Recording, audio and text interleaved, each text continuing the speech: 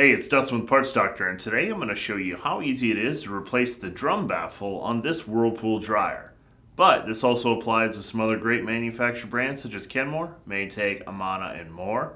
It's super simple. I'll show you step by step, so let's jump right in.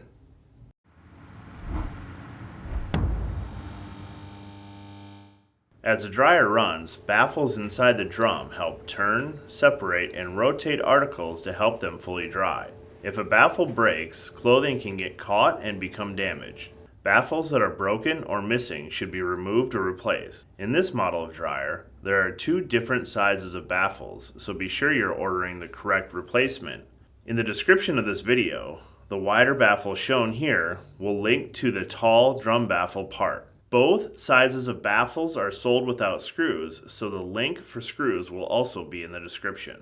If you need to purchase a replacement drum baffle for your Whirlpool dryer, you can check out our website, partsdoctor.com, where we offer fast shipping and only sell manufacturer-approved genuine replacement parts for all major appliance brands. Tools needed for this repair: Phillips head screwdriver, 1/4-inch nut driver or socket, and a putty knife. Before working on any appliance, please remember to disconnect it from the power. If you need to move your dryer away from the wall, please disconnect the dryer vent hose on the rear of the machine. Exposed edges on the dryer may be sharp, so consider wearing gloves and protective clothing. Locate the lint screen and pull the lint screen from the lint chute. Set it aside. Using a Phillips head screwdriver, remove the two screws from the lint chute opening. Be careful to not let them fall down the lint screen chute. On the top panel of the dryer, there are two clips roughly 2 inches from the edge of the dryer that hold the top panel in place. Using a putty knife, gently press the clip in to release the top panel of the dryer. While you're pressing on the clip, gently pull up on the top panel so you know when it's released. Repeat on the opposite side until the top is released from both clips. Once the top is free, the top panel of the dryer can be safely opened and secure. It is important that you do not flip the top all the way open, as you can damage the metal tabs or wiring harness. The metal tabs holding the top panel are not designed or strong enough to hold the panel on their own. Prop the top panel against a wall or secure it with cord or twine. Rotate the dryer drum by hand in a clockwise direction until the screws for the damaged baffle are at the top of the drum. Using a 1/4-inch nut driver or socket, remove 2 of the 3 fasteners holding the baffle to the drum. Before you remove the third and final screw, reach into the drum and hold onto the baffle as you remove the last fastener. The baffle can now be discarded.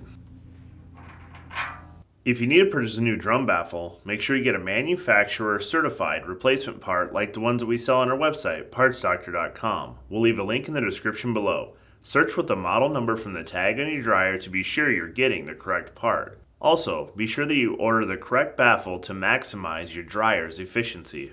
Looking at the backside of this model of baffle, you can see that there are different distances to the outside mounting holes from the center mounting hole.